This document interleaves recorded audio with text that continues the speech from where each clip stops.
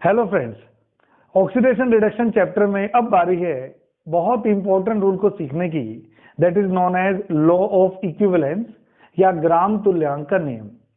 इस नियम को सीखने के बाद हमारे पास बहुत से एस्पेक्ट हमारे खुल जाते हैं। हम एसिड बेस न्यूट्रलाइजेशन रिएक्शन में एसिड और बेस की अमाउंट कैलकुलेट कर सकते हैं। हम रिडॉक्स रिएक्शन की बैलेंसिंग को और आसानी से कर सकते हैं। इसके अलावा विभिन्न प्रकार के quantitative analysis, specially volumetric analysis की जितनी भी प्रॉब्लम्स हैं, चाहे वो सिंपल टाइट्रेशन से रिलेटेड हो, चाहे वो बैक टाइट्रेशन से रिलेटेड हो, चाहे वो डबल टाइट्रेशन से रिलेटेड हो, चाहे वो आपके रेडॉक्स टाइट्रेशन से रिलेटेड हो, ये सारी प्रॉब्लम्स हम लॉ ऑफ इक्विवेलेंस को सीखकर आराम से आसानी से कर सकते हैं। जहां तक लॉ ऑफ इक्विवेलेंस का सवाल है, इसका मीनिंग है कि when two chemicals reacts with each other they do so in same number of their gram equivalents. जब भी दो पदार्थ आपस में क्रिया करके उत्पाद का निर्माण करते हैं तो ऐसा अपने समान ग्राम तुल्यांकों में ही करते हैं। फॉर एग्जाम्पल, अगर ए पदार्थ के 2 ग्राम तुल्यांक काम में आए हैं तो बी पदार्थ के भी 2 ग्राम तुल्यांक ही उससे क्रिया करेंगे।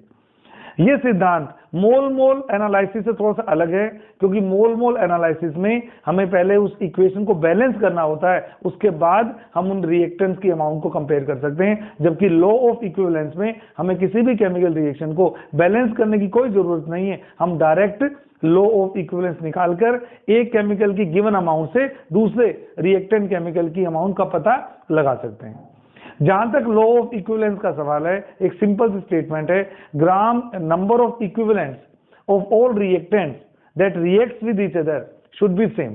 दो पदार्थ जो आपस में क्रिया करते हैं उनके ग्राम तुल्यांक हमेशा समान होने चाहिए क्रिया करते वक्त, और ग्राम तुल्यांक को या नंबर ऑफ इक्विवेलेंट्स को डिनोट किया हुआ बेटा एन के फुट में ई से, और अगर उसके बाहर ए है तो इसका मतलब क्या है? इसका मतलब ये है, अगर आपको ऐसे दिया हुआ है एन ई और ए, तो हम क्या बोलते हैं? ग्राम इक्विवेलेंट्स, ग्राम इक्विवेलेंट्स ऑफ ए। और अगर आपको ऐसा दिया हुआ है एन ई के बाहर बी, तो इसका मतलब होता है gram equivalents of B. Gram equivalents को ही हम शॉर्ट में इक्विवेलेंट्स कहते हैं। हो सकता है इस वीडियो में भी मैं आपको कई बार इक्विवेलेंट वर्ड यूज करूं, उसका मतलब क्या होगा? ग्राम इक्विवेलेंट ही होगा। जहां तक ग्राम इक्विवेलेंट को कैलकुलेट करने का सवाल है, तो सभी केमिकल्स के लिए एक जनरल फॉर्मूला हम यूज करते हैं कि किसी भी केमिकल की उस मास को जो रिएक्शन में पार्टिसिपेट कर रहा है, उस केमिकल के इक्विवेलेंट वेट से डिवाइड करने पर जो वैल्यू आएगी वो उस केमिकल का या कह दीजिए ग्राम इक्विवेलेंट होगा या कह दीजिए इक्विवेलेंट होगा। या यूं कहूं हिंदी में, किसी भी पदार्थ के क्रिया करने वाले द्रव्यमान और उस पदार्थ के तुल्यांकी भार के अनुपात को उस पदार्थ के ग्राम तुल्यांक कहा जाता है, जिसे सामान्य भाषा में तुल्यांक भी कह सकते हैं। यानी कि ए और बी जब भी क्रिया करेंगे इनके समान ग्राम तुल्यांक या समान तुल्यांक की क्रिया करके उत्पाद का निर्माण करेंगे। अब सारी बात ठीक है, हमारा ध्यान अब जा रहा है इस ई के ऊपर। ई का मतलब है तुल्यांकी भार, और अलग अलग केमिकल्स के तुल्यांकी भार को निकालने के लिए अलग अलग मेथड यूज किए जाते हैं। तो तुल्यांकी भार किसी भी पदार्थ का फिक्स नहीं होता, अलग अलग प्रोसेस के अंदर इसकी कैलकुलेशन अलग अलग तरह से की जाती है। तो एक एक करके हम देखते हैं किस तरह से डिफरेंट टाइप ऑफ केमिकल्स के तुल्यांकी भार निकाले जाएंगे। और अगर तुल्यांकी भार निकालना में आ गया, इक्विवेलेंट वेट निकालना आ गया, तो बड़े आराम से हम लॉ ऑफ इक्विवेलेंस भी लगा सकते हैं। तो जहां तक किसी भी केमिकल के इक्विवेलेंट वेट का सवाल है, एक छोटा सा फॉर्मूला आपको याद रखना है। उस केमिकल के मोलिकुलर वेट को एक संख्या से डिवाइड करना है। इस संख्या को हम एन गुणांक या एन फैक्टर कहते हैं। आप लोग जानते हैं अलग अलग स्पीशीज के मोलिक्यूलर वेट तो फिक्स होते हैं। अगर मुझे क्लोरीन लेना होगा तो 71 होगा, मुझे कोई भी केमिकल होगा तो ये तो उसका फिक्स होगा। तो सारा फोकस हमारा किस पर आ गया? उस केमिकल का एन फैक्टर कैसे निकाला जाएगा, जिसे कई बुक्स में वैलेंसी फैक्टर भी बोला हुआ है। Molecular weight upon valency factor, upon valency factor. तो पहले हमारा ध्यान ई पर जा रहा था, अब उस ई को कैलकुलेट करने के लिए हमें सीखना पड़ेगा कि अलग अलग केमिकल्स के एन फैक्टर या वैलेंसी फैक्टर किस तरह से कैलकुलेट किए जाते हैं। आइए वन बाय वन हम देखते हैं कि जितने भी केमिकल जनरली हमारी रिएक्शन में यूज किए जाते हैं उनके इक्विवेलेंट वेट किस तरह से निकाले जाते हैं या उनके एन फैक्टर की कैलकुलेशन किस तरह से की जाती है, एक एक करके हम देखते हैं। सबसे पहले मैं बात करता हूं एसिड्स की। सबसे पहले मैं बात कर रहा हूं एसिड्स की कि एसिड्स के एन फैक्टर किस तरह से निकाले जाते हैं। किसी भी एसिड में जितने रिप्लेसेबल H पॉजिटिव आयंस होते हैं, लो एन फैक्टर फॉर एसिड्स, अम्लों के लिए एन गुणांक की गणना किस तरह से की जाती है, आइए देखते हैं। एसिड्स के लिए एन फैक्टर का मतलब होता है उस एसिड की बेसिसिटी, उस एसिड की क्षारकता। हिंदी में क्या बोलते हैं बेसिसिटी को, उस अम्ल की क्षारकता। एग्जाम्पल के तौर पर अगर मेरे पास HCl है, H2SO4 है और H3PO4 है, आप लोग जानते हैं इसकी जो बेसिसिटी है HCl की, बेसिसिटी का मतलब क्या है, उसमें कितने प्रतिस्थापनीय H प्लस आयंस है। तो इसमें कितने हैं, 1, H2SO4 में कितने हैं, 2, और फॉस्फोरिक अम्ल में कितने हैं, 3। तो यही इनके क्या हो जाएंगे, एन फैक्टर्स हो जाएंगे, 1, 2 और 3। तो किसी भी एसिड का जो एन फैक्टर होता है वो उसकी बेसिसिटी के बराबर होता है। बेसिसिटी का मतलब होता है maximum number of ionizable H positive ions given by acid. कई बार acid complete neutralization reaction show नहीं करते, उस स्थिति में हम एन फैक्टर उसके maximum replaceable H positive ions नहीं लेते, उस रिएक्शन में रिप्लेसेबल H पॉजिटिव आयंस के बराबर लेते हैं। एग्जांपल के तौर पर मान लीजिए मेरे पास है फॉस्फोरिक एसिड। अगर आपको किसी क्वेश्चन में फास्फोरिक एसिड की ये वाली न्यूट्रलाइजेशन प्रोसेस दी हुई है जिसमें ये केवल एक H को रिलीज कर रहा है और हमारा सोल्ट बन रहा है सोडियम डाइहाइड्रोजन फॉस्फेट, कैसे पता लगेगा कि इसने एक H रिलीज किया है, दो तरह से पता लगेगा। एक तो NaOH का 1 मोल ही काम आ रहा है, तो 1 मोल OH नेगेटिव रिलीज होंगे, और अगर 1 मोल OH नेगेटिव रिलीज होंगे तो H प्लस भी कितना चाहिए, 1 मोल ही चाहिए। पहली बात तो ये है, आप इसका नंबर देख लिया कीजिए। या दूसरा तरीका ये भी है कि आप देखो जल के कितने मोल बने। अगर जल का 1 ही मोल बना तो नेचुरल सी बात है एसिड ने 1 ही H प्लस दिया होगा, बेस ने 1 ही OH नेगेटिव दिया होगा। इसका मतलब चाहे इसके अंदर मैक्सिमम 3 H देने की कैपेसिटी है, पर इस पर्टिकुलर रिएक्शन में इसने केवल 1 H ही दिया है, बाकी दोनों H इसने बचा लिए। देखिए इसका मतलब अगर मेरे को ये इस रिएक्शन में पूछा जाएगा तो बेटे मैं एन फैक्टर 1 नहीं दूंगा, एन फैक्टर 3 नहीं दूंगा, क्योंकि इस न्यूट्रलाइजेशन में इसने तीनों H रिलीज नहीं किए। ऐसे ही अगर आपको H3PO4 की ये वाली इक्वेशन दे देगा, 2NaOH gives Na2HPO4 plus 2 water. अब 2 वाटर देखते ही आप समझ जाओगे कि जरूर इससे 2 OH आए होंगे, तो इससे कितने H आए होंगे, 2 H आए होंगे। यानी कि इस रिएक्शन में फॉस्फोरिक एसिड का एन फैक्टर कितना लिया जाएगा, 2 लिया जाएगा।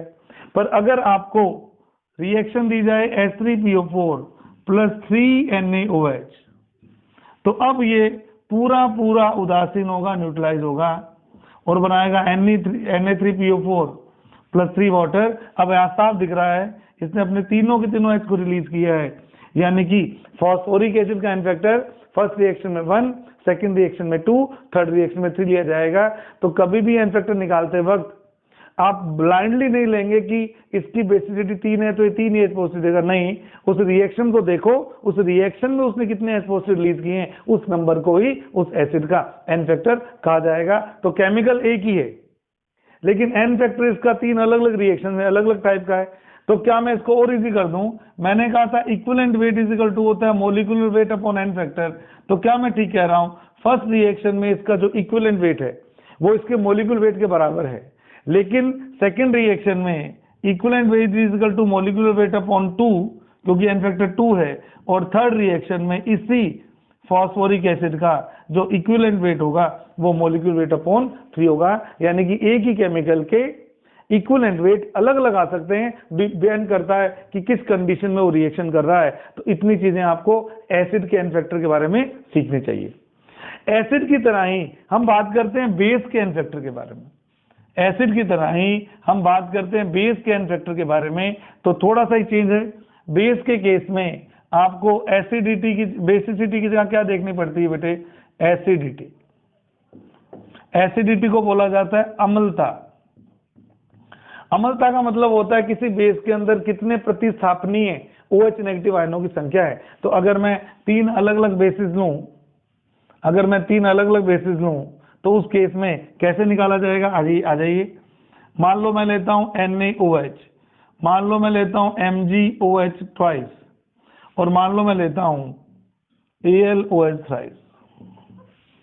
ये तीन मैंने बेस लिए। तो आप देख रहे हो कि इसकी जो अम्लताएं हैं, एसिडिटी हैं, जो किसके बराबर होती हैं, उसके OH नेगेटिव आयनों की संख्या के बराबर। तो ये 1, ये 2 और ये 3। तो इसलिए इनके एन फैक्टर भी क्या होंगे, सेम है, 1, 2 और 3 होंगे। लेकिन यहां भी आपको देखना पड़ेगा, अगर आपको केमिकल रिएक्शन में कोई बेस दिया हुआ है, आपको देखना पड़ेगा कि वो कितने OH नेगेटिव उस न्यूट्रलाइजेशन में रिलीज कर रहा है। तो बिल्कुल पुराने जैसा एग्जाम्पल ही मैं ले रहा हूं। सपोज मुझे देता है वो एल्यूमिनियम हाइड्रोक्साइड, सपोज मुझे उसने दिया एल्यूमिनियम हाइड्रोक्साइड AlOH थ्राइस, और अगर मैं इसकी रिएक्शन केवल एक HCl से करवाऊं तो आपको पता है कि केवल एक OH ही जाएगा, जबकि 2 OH तो बच जाएंगे और एक वाटर मॉलिक्यूल की फॉर्मेशन हो जाएगी। तो क्योंकि इसमें 3 OH थे लेकिन इसने 2 तो बचा लिए, इस रिएक्शन में इसने कितने OH नेगेटिव आयन दिए हैं, इस रिएक्शन में इसने केवल एक OH नेगेटिव आयन दिया है। तो यहाँ इसका एन फैक्टर कितना होगा, 1 होगा। लेकिन अगर ये अगली रिएक्शन की बात करूं, अब ये 2 मोल HCl से रिएक्शन कर रहा है, तो ये 2H दे देगा, उन 2 OH दे देगा, उन 2 OH के जगह पे 2 Cl आ जाएंगे और वाटर मॉलिक्यूल भी 2 बनेंगे। तो यहां मैं कह दूंगा इसका एन फैक्टर कितना है, 2 है। और सिमिलरली अगर ये कंप्लीट न्यूट्रलाइज होगा तो ये 3 मोल HCl को न्यूट्रलाइज कर सकता है पूरा। तो आपके पास में सारे OH की जगह पे Cl आ जाएंगे और वाटर मॉलिक्यूल कितने बनेंगे, 3 मोल्स। तो यहां मैं कह सकता हूं इसका एन फैक्टर कितना लिया जाएगा, 3 लिया जाएगा।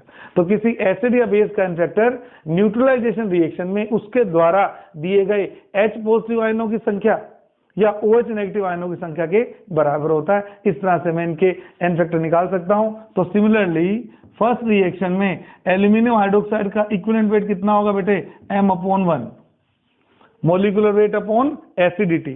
सेकेंड रिएक्शन में कितना होगा, equivalent weight molecular weight upon 2 होगा।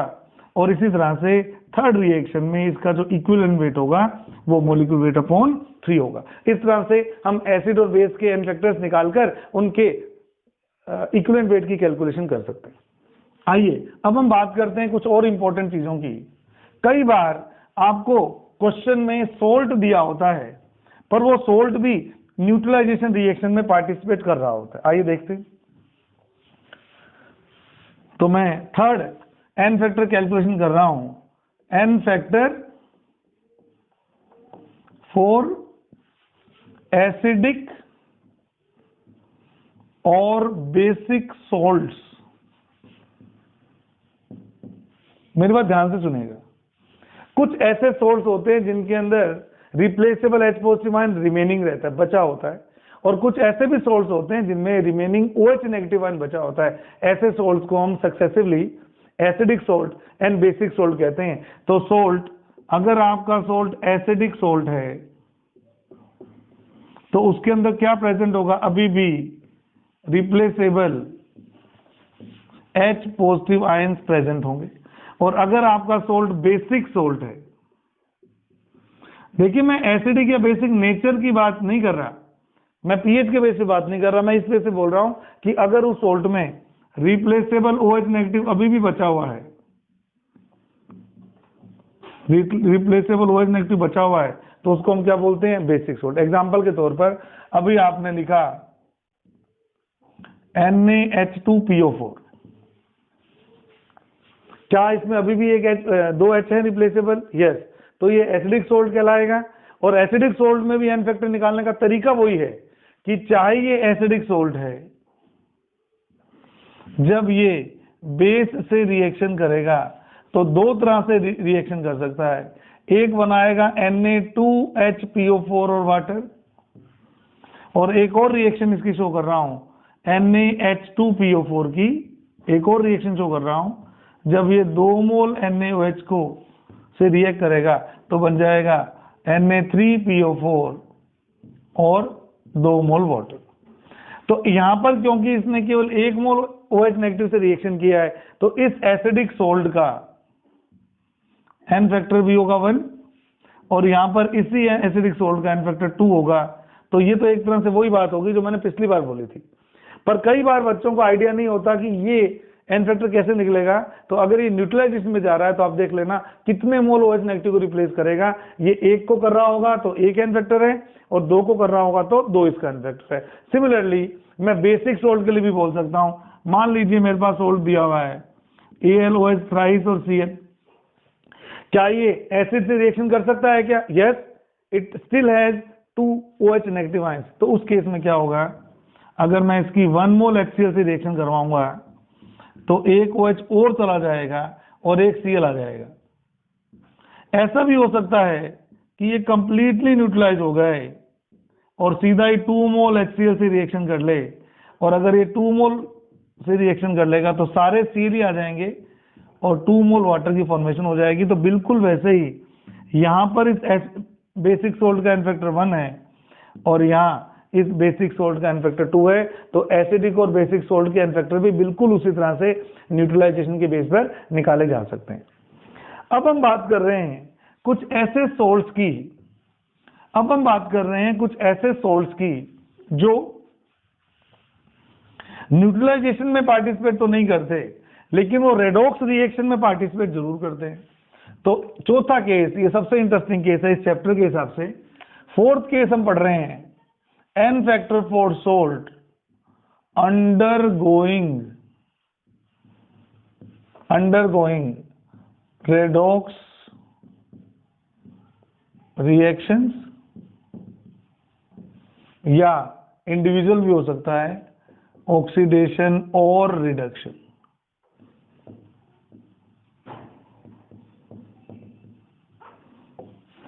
मेरी बात ध्यान से सुनिएगा।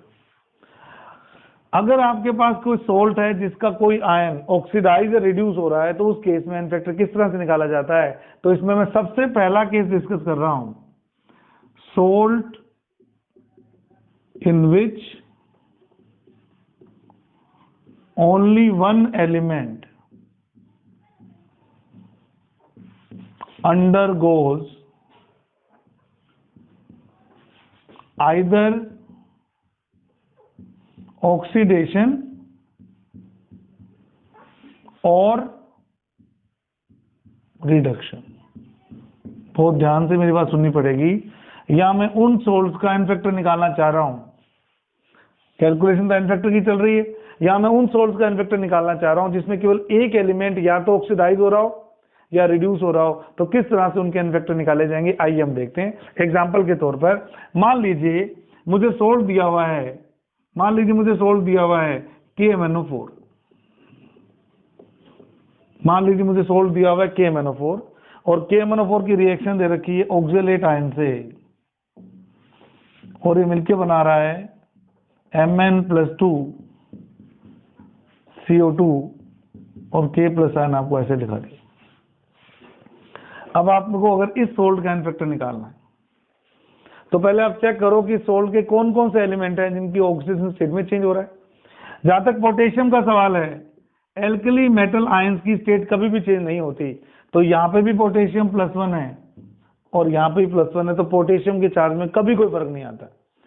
जहां तक Mn का सवाल है, Mn की कैलकुलेशन करूंगा स्टेट की तो कितना चार्ज आएगा, +7। आपको मैंने सिखा रखा है अच्छी तरह से, पोटेशियम का चार्ज +1 है, let the charge of Mn is x। एक ऑक्सीजन का चार्ज होता है -2, तो 4 का कितना होगा बेटा, -8। और क्योंकि ये न्यूट्रल है इज इक्वल टू 0 कर दिया, तो इस तरह से मैं Mn का ऑक्सीडेशन नंबर या यूं कहूं चार्ज निकाल सकता हूं, वो आया +7। आप देखेंगे कि +7 से किस में कन्वर्ट हो रहा है, +2 में कन्वर्ट हो रहा है, यानी कि इसकी ऑक्सीडेशन नंबर में या चार्ज में चेंज आ रहा है। जहां तक ऑक्सीजन का सवाल है, ऑक्सीजन का चार्ज यहाँ पे भी -2 है और यहाँ पे भी -2 है। तो क्या मैं सही कह रहा हूं क्या कि KMnO4 अगर इस रेडॉक्स रिएक्शन में पार्टिसिपेट करता है तो इस सोल्ट का केवल एक ही एटम है मैंगनीज जिसकी ऑक्सीडेशन नंबर में या चार्ज में चेंज आ रहा है। तो बस मुझे यही देखना है कि उन केसेस की मैं बात करूं जिन सोल्ट्स में केवल एक ही एलिमेंट है जिसके चार्ज में चेंज आएगा, और जितना चार्ज में चेंज आएगा, जितने इलेक्ट्रॉन्स का ट्रांसफर होगा, वो उस सोल्ट का क्या कहलाएगा, एन फैक्टर कहलाएगा। जैसे कि इस रिएक्शन में Mn+7 से किसमें कन्वर्ट हो रहा है बेटा, +2 में। तो क्या मैं ठीक कह रहा हूं, इस रिएक्शन में पूरे इसके 1 मोल से 5 इलेक्ट्रॉन्स का रिडक्शन हो रहा है। तो यानी कि इसका एन फैक्टर, इस सोल्ट का एन फैक्टर कितना लिया जाएगा, 5। यानी कि इस रिएक्शन के लिए मुझे अगर कोई सोल्ट का इक्विवेलेंट वेट पूछता है तो मैं क्या करूंगा, इसके मोलिक्यूलर वेट को 5 से डिवाइड करूंगा।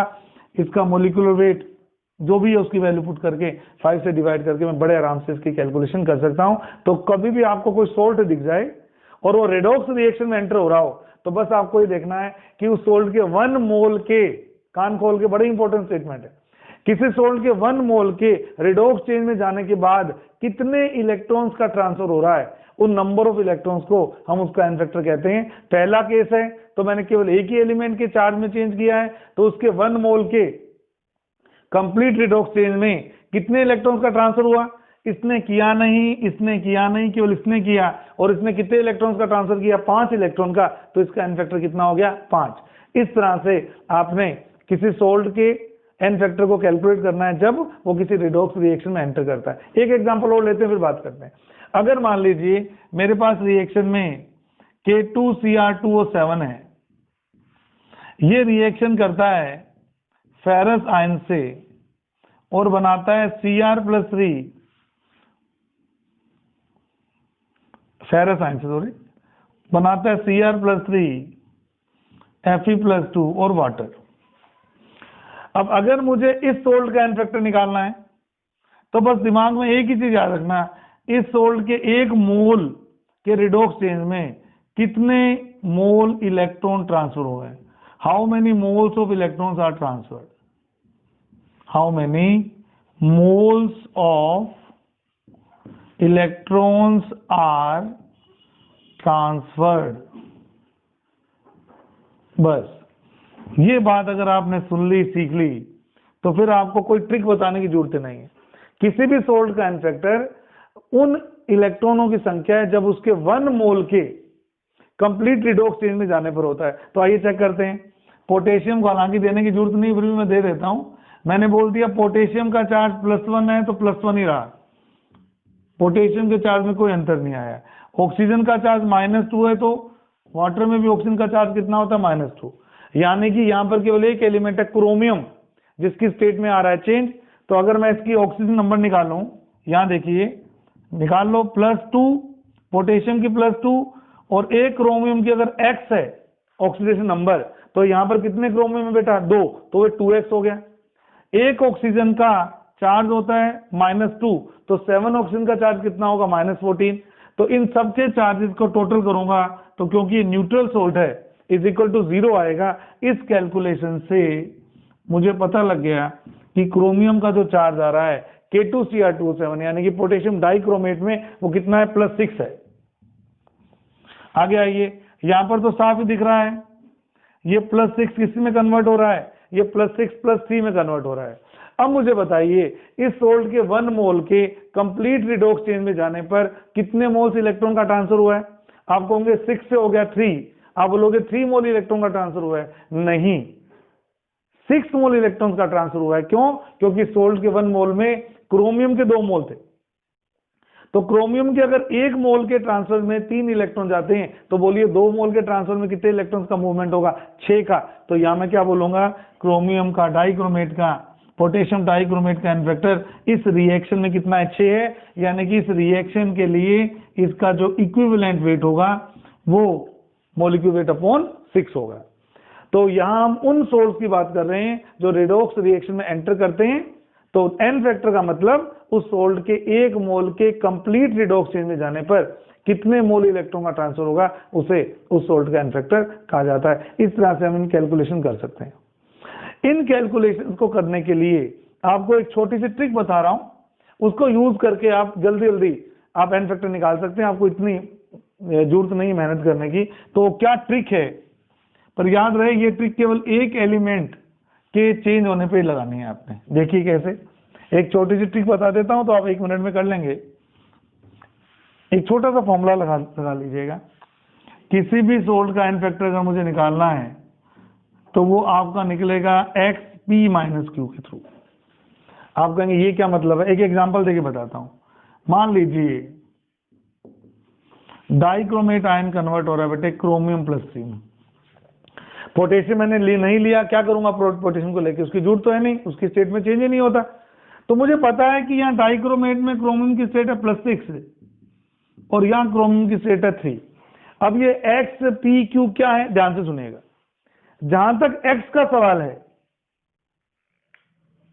एक्स का मतलब है number of atoms of element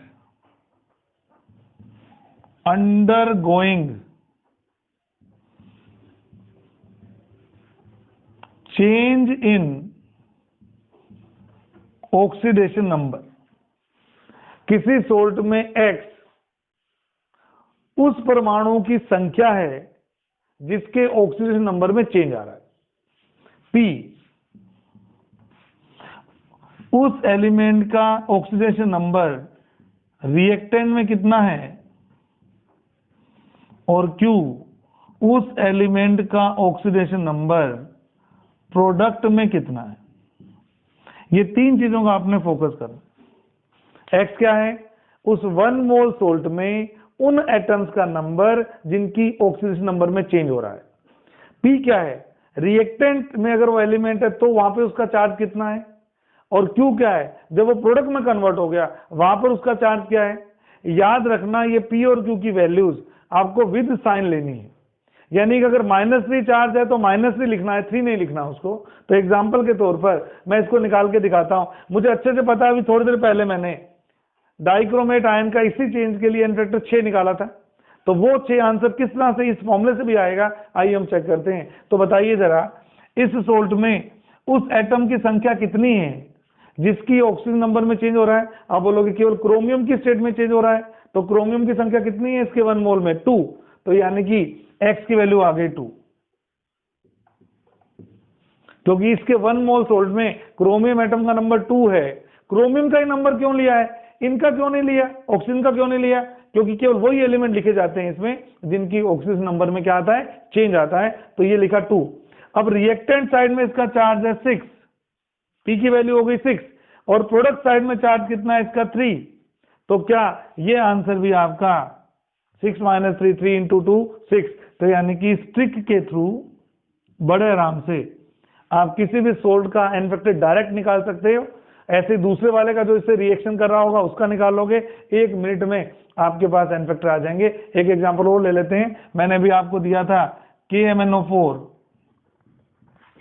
जो कि कन्वर्ट हो रहा था बेटे K पॉजिटिव में, Mn+2 में और सपोज वाटर में। तो क्या करूं, मुझे पता है कि पोटेशियम की स्टेट में कोई चेंज कभी भी नहीं होता, ऑक्सीजन की स्टेट में भी जनरली कोई चेंज नहीं होता, क्योंकि सामान्य यौगिकों में -2 अवस्था में रहती। केवल सुपर ऑक्साइड में और परोक्साइड में आपको देखना है, बाकी तो ऑक्सीजन -2 ही रहेगी।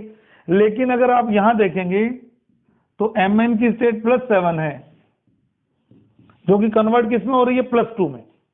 इसका मतलब आइए बात करते हैं, अगर मेरे को KMnO4 का एन फैक्टर निकालना है तो किस एलिमेंट के रिस्पेक्ट में बात करूंगा, Mn के रिस्पेक्ट में, क्योंकि पोटेशियम और ऑक्सीजन के चार्ज में तो कोई चेंज ही नहीं आ रहा। इसकी संख्या कितनी है 1 मोल सोल्ट में, पिछली बार तो क्रोमियम की संख्या 2 थी तो मैंने यहाँ 2 लिया था x की वैल्यू, पर यहाँ तो 1 ही है, तो इस केस में x की वैल्यू कितनी है 1। अब रिएक्टेंट साइड में Mn का चार्ज कितना था, +7। प्रोडक्ट साइड Mn का चार्ज कितना है 2, तो 7 - 2 = 5। तो उस केस में एन फैक्टर कितना आ जाएगा 5। यानी कि मैं कह सकता हूं कि उन सभी रिएक्शन में जिनमें KMnO4 से Mn+2 बन रहा हो, इक्विवेलेंट वेट होगा m/5। जिस तरह से यहां मैं कह सकता था कि डाइक्रोमेट का जो इक्विवेलेंट वेट होगा वो कितना होगा बेटे, m/6, जिसमें m है उसका मॉलिक्यूलर वेट या फॉर्मूला वेट। इस तरह से हम उन सोल्ट्स में एन फैक्टर की कैलकुलेशन कर सकते हैं जिनमें केवल एक एलिमेंट की स्टेट में चेंज होता हो। तो ये आपको 2 एग्जांपल के थ्रू मैंने आपको सिखाया है। आइए हम बात करते हैं खूब सारे एग्जांपल्स की, जिसके अंदर आपने इस फॉर्मूले से डायरेक्ट एन फैक्टर की कैलकुलेशन करनी है।